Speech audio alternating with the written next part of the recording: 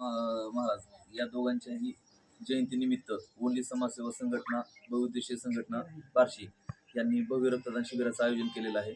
आताच माझ्या भाषणापूर्वी doctor Patil madam आणि पाटील सर यांनी रक्तदानाचं महत्त्व आणि तुमच्या संघटनेचं कार्याचं महत्त्व सांगितलेलं आहे. खरोखरच तुमची नावातच आहे ओनली समाजसेवा, म्हणजे दुसरी काही अपेक्षाच नाही, फक्त समाजसेवा करायची आणि दुसरं काय उद्दिष्ट पण ठेवायचं नाही. नाहीतर बरेच जण काय काय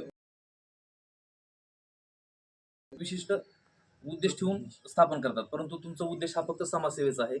मी बार्शीला आल्यापासून तुम्ही बऱ्याच वेळेस मला भेटले. तुमचे बरेच कार्यक्रम असतात. कधी कधी तुम्ही तुळजापूरला जे दर्शनाला भाविक जातात त्यांच्यासाठी अन्नदानाचा कार्यक्रम ठेवता. सोनालीला तुम्ही आता जी यात्रा होती त्यासाठी पाणी पिण्याचं पण तुम्ही हे केलं होतं.